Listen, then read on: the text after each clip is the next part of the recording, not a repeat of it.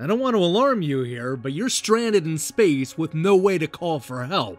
The radio tower's been destroyed and you're quickly running out of oxygen. Your only chance for survival is to repair those towers and scavenge for dropped air tanks before time runs out. This is just one of 6 edge-of-your-seat scenarios found in a collection of bad moments, the brand new escape room simulator from developer Sky Trail Ltd. It's a short but satisfying puzzler that sees you trying to get out of a whole bunch of sticky situations. If you've ever wanted to MacGyver your way out of a storm drain, then this is the game for you.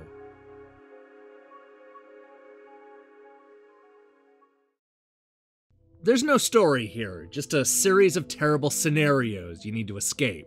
These are small, bite-sized vignettes that always seem to put you just a few moments before death. The idea is to survey the area, pick up the items, and then find the right solution to solve the puzzles. If anything, it shares a lot in common with classic point-and-click adventure games, only this time around you're in a 3D environment and death is mere seconds away.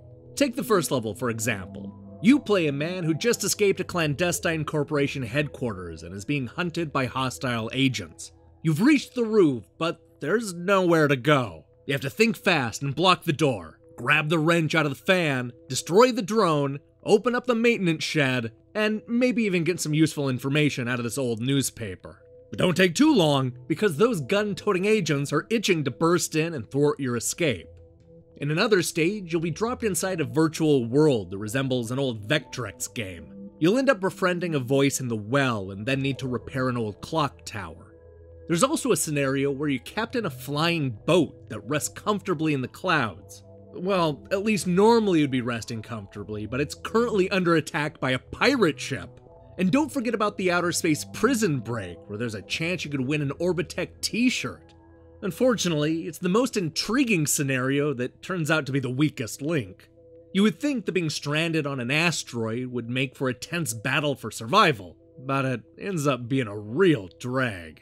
You'll spend most of the time just walking around the surface looking for hidden cubes that you'll use to repair the 3 towers.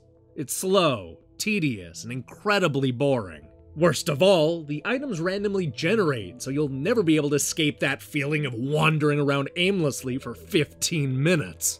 This is a game that's better in theory than execution. While I certainly enjoyed the puzzle-solving aspects, all 6 scenarios are far too limited. In fact, once you know the solutions, you'll be able to speed through most of the stages in just a minute or 2. There simply aren't enough puzzles to solve in each stage, and there were a few moments where I found myself asking, is that it? It's also disappointing that a collection of bad moments doesn't give you more freedom over getting out of the jam. This is the kind of game where every piece has its place. If you can interact with it, then it's gonna come into play in your escape. Between the short stages and limited puzzles, the game ends up feeling a bit shallow. I mean, it felt good beating the stage, but deep down I knew that I was never gonna play these levels again. What didn't feel so good was realizing that the game doesn't save your progress. This wouldn't be such a bad thing if it was just those 4 stages you get at the start, but there are 2 additional scenarios that you'll only unlock when you complete the game. The problem is that these levels will disappear the moment you exit the game, so you're forced to beat all 6 stages in one sitting. I don't understand the purpose of this. Visually, a collection of bad moments is all over the place. I think the prison looks great, and the futuristic world in the first stage immediately sucked me in. But that asteroid level looks atrocious. It's a blurry mess where everything looks exactly the same. Same with the Sky Captain battle, where the environment is glitchy and the textures look incomplete.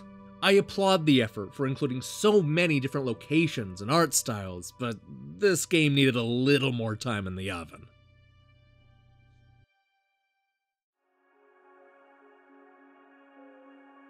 A collection of bad moments has an interesting concept that I'd like to see expanded into a deeper and more involving game. I liked feeling like MacGyver as I used the surroundings to escape certain doom, but ultimately found the experience to be too rigid and the puzzles too simplistic. Many of the stages are only a few minutes long and the graphics are a mixed bag. I hate to say it, but in some ways, a collection of bad moments definitely lives up to its name. Hey, thanks for watching our review. So here's the question of the day. What's the worst moment in video game history? It could be a game that ruined everything, a terrible moment in a game, or something like the Great Game Crash. I'm curious to hear your thoughts in the comments below. In other news, it's going to be a huge week. We have a bunch of reviews going up, as well as the return of Electronic Gaming Monthly's Best and Worst. And then on Friday, it's another episode of Review Rewind. I strongly recommend you click that subscribe button and support what we're doing here. Until then.